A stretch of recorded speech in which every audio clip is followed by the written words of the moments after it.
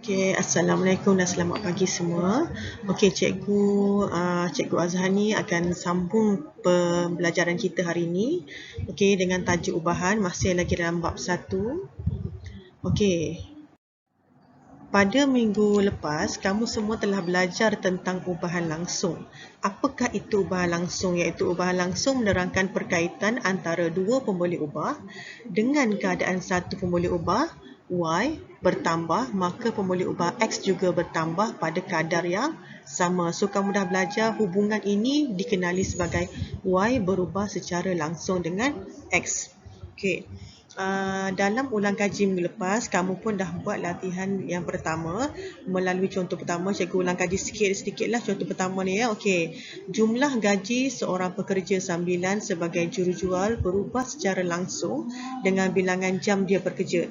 So, soalan tanya, nyatakan perubahan pada jumlah gaji jika bilangan jam bertambah 2 kali ganda. So, kamu kena tahu apakah perubahan yang berlaku.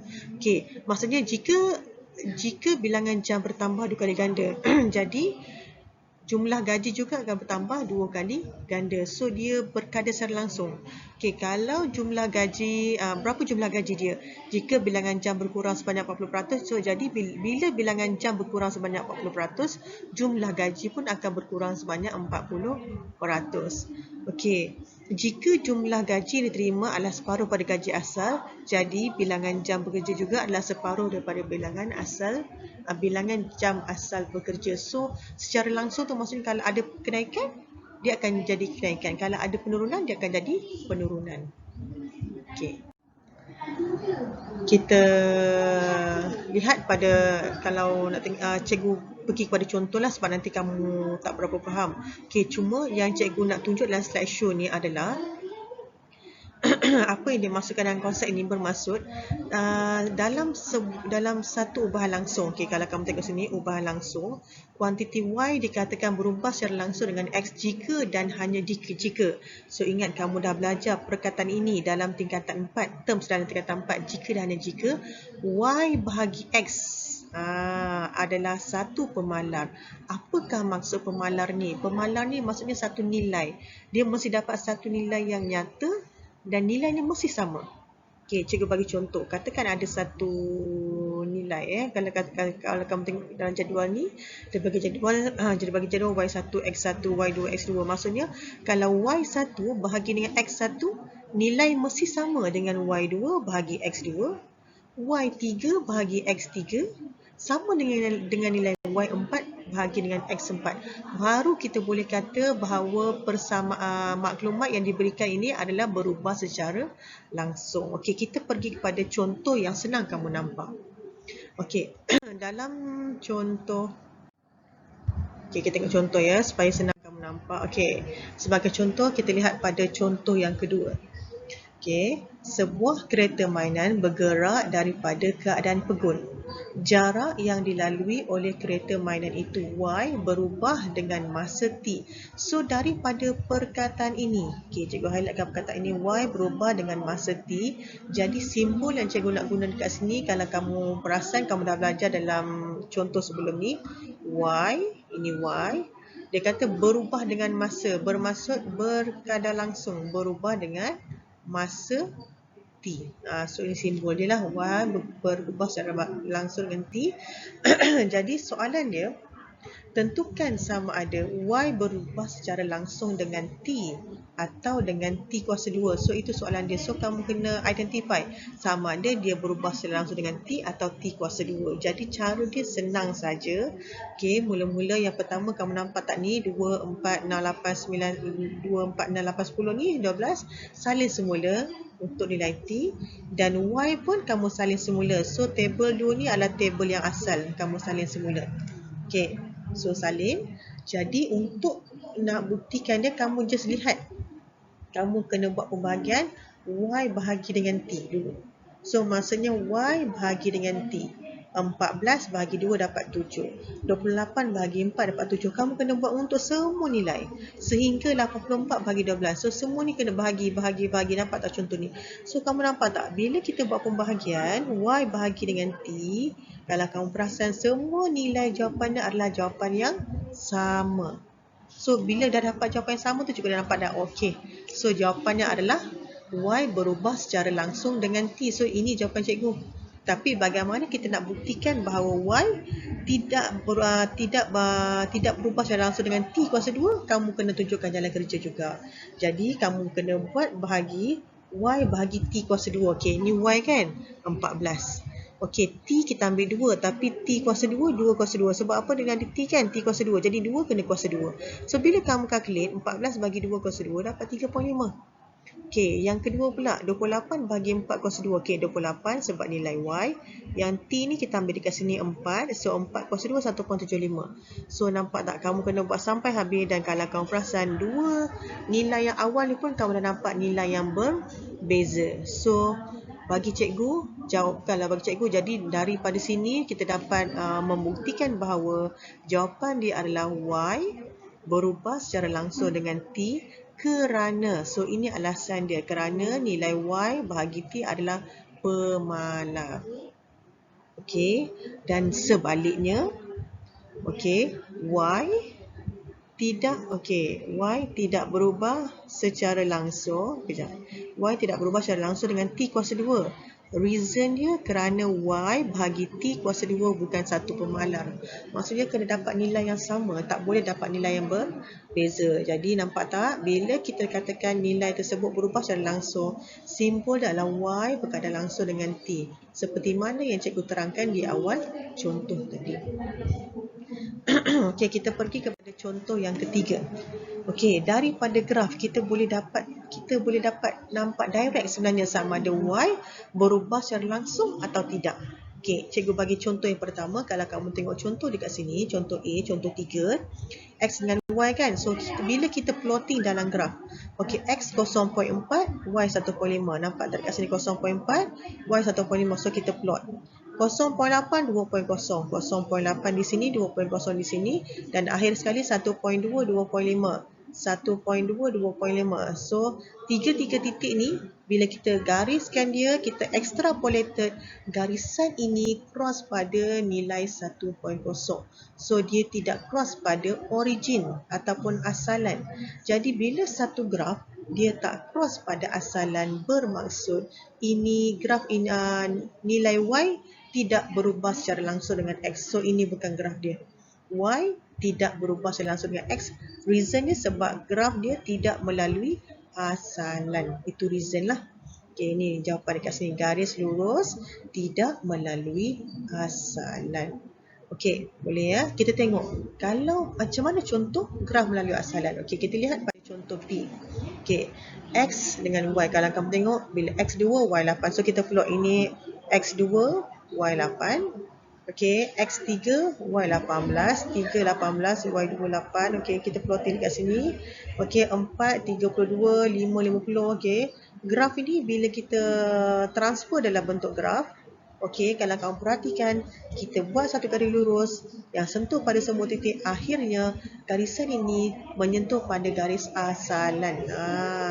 So, bila satu graf sentuh pada garis asalan, kita katakan Y Ya Allah, sorry. Ampun. Sorry, minta maaf. Cikgu tak perasan ya. Okay, Y berubah secara langsung dengan X kuasa 2. So, ada cikgu tak perasan dekat sini. Ini adalah X kuasa 2. Jadi, cara kita nak plotting dia, okay. Kita tengok dekat sini. X, 2, 3, 4, 5 kan? Okay, ini X. Okay, dia kata X ni kuasa 2. Jadi, 2 kuasa 2 jadi 4. Nampak tak transfer kat sini? 3 kuasa 2 dapat 9. 4 kuasa 2 dapat 16. 5 kuasa 2 dapat 5. Nampak tak simbol kuasa 2 ni? Okey. Jadi, Y sama. Sebab Y nilai Y. Yang berubah adalah X kuasa 2. Jadi, koordinat ni yang kita plotting pada graf. Okey. X4, Y8. Okey, nampak dekat sini. X4, Y8. Okey. X kuasa 2, 9. Y18. X kuasa 2, 9. Y18, X kuasa 2, 16 dekat sini, 16 dapat sini 32, 25, 50. So bila kita plotting dekat sini, kamu kena plotting betul-betul ya. Okey, kamu akan dapat satu garis lurus yang cross pada asalan. So tengok betul-betul soalan ni. Soalan ni sekarang adalah Y melawan X kuasa 2. So, X kuasa 2 kena calculate X kuasa 2. Okay. So, ini graf ini contoh bahawa Y berubah secara langsung dengan X kuasa 2. Okay, kita pergi kepada contoh yang keempat. Okay, bagaimana? Okay, diberi M, dia bagi nilai M, dia bagi nilai N. Okay, ini nilai M, ini dia bagi nilai N. Okay, soalan tanya dia suruh ungkapkan M dalam sebutan N. Maksudnya macam mana? Kamu kena dapatkan satu formula yang huruf asalnya adalah M, sama dengan bla bla bla. So, macam mana? Okay, kita tengok bagaimana kita nak create simbol. Create simbol ni berdasarkan soalan. Okay, kita buat dulu simbol macam tulang ikan tu, berkaitan secara langsung tu, berubah secara langsung. Okey, M berubah secara langsung dengan N. Jadi berubah secara langsung ni, simbol dia, simbol tulang ikan ni. Ni berubah secara langsung. Jadi cikgu transfer dalam bentuk ayat. Simbol M berubah secara langsung dengan N. Okey, bila simbol ni nak tukar kepada sama dengan automatik. Okey, cikgu cakap terus terang kamu ya. Simbol berkadar langsung ni, bila kamu nak hapuskan simbol ni, dia akan jadi sama dengan K. So, simbol ini adalah simbol yang setara. Okay. Maksudnya kalau kamu nak buang simbol ni, terus ganti dengan simbol sama dengan, dan mesti ada tanda K. Sama dengan K. Jadi, simbol ni dah hilang. Jadi, sama dengan K. So, M sama dengan KN. Tulis balik dalam bentuk persamaan.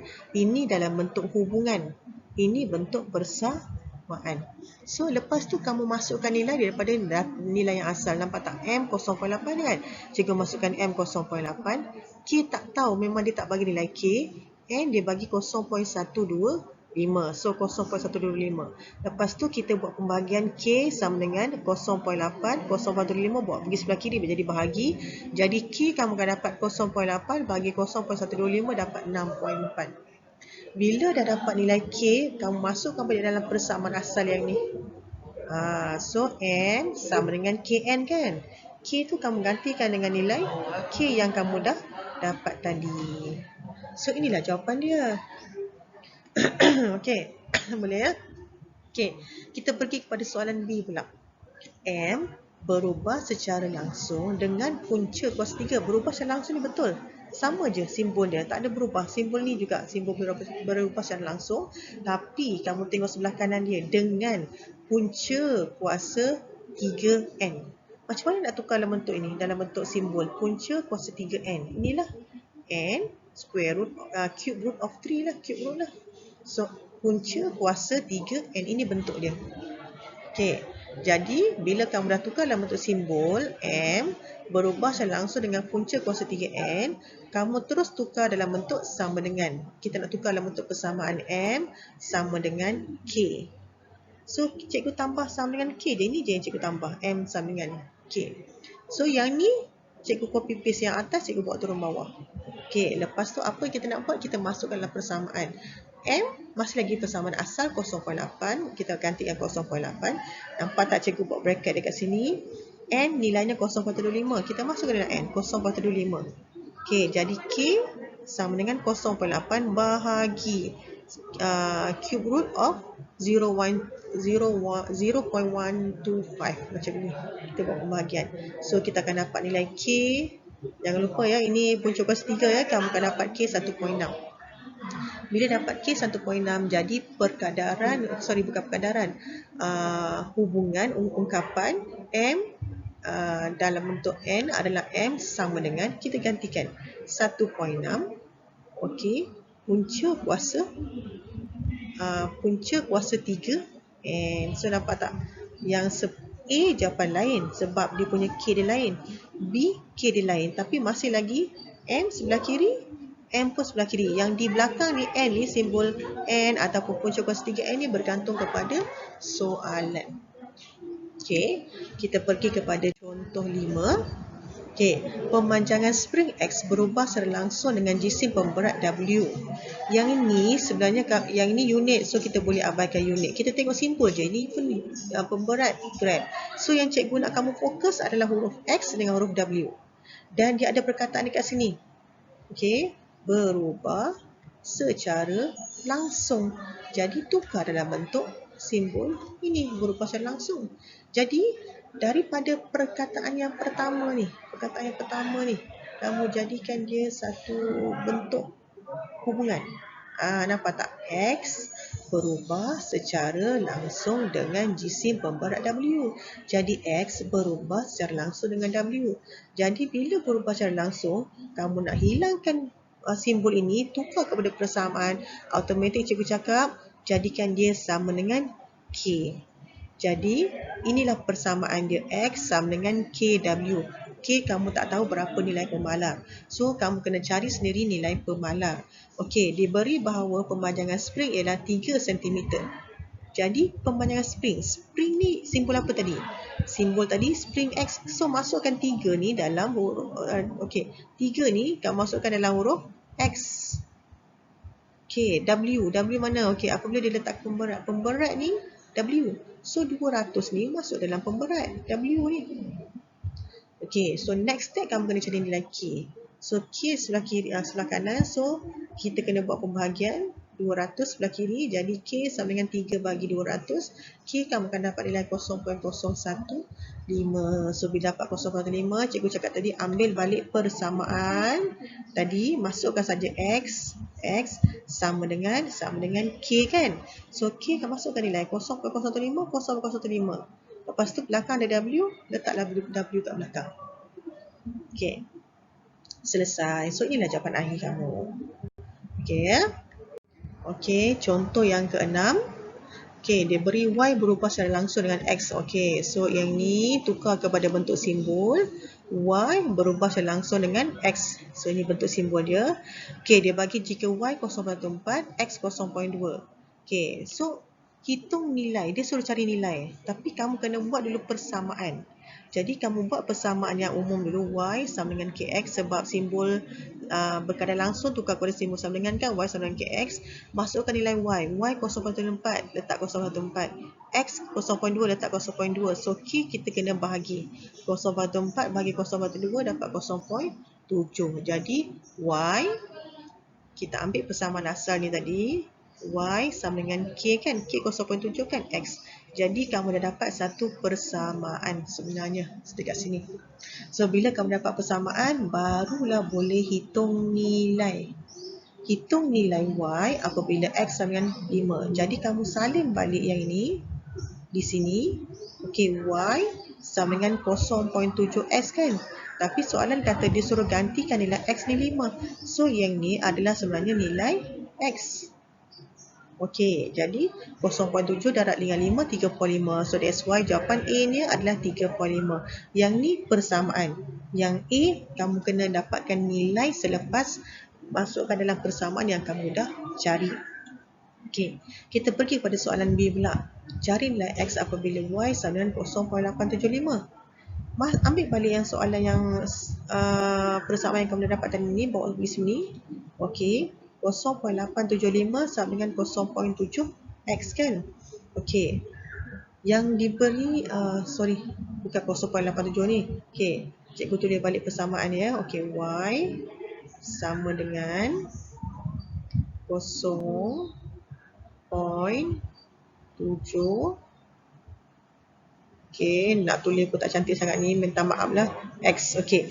Yang diberi adalah 0.875. So, maksudnya 0.875 ni cikgu gantikan kat sebelah kiri sebab nilai X, nilai Y.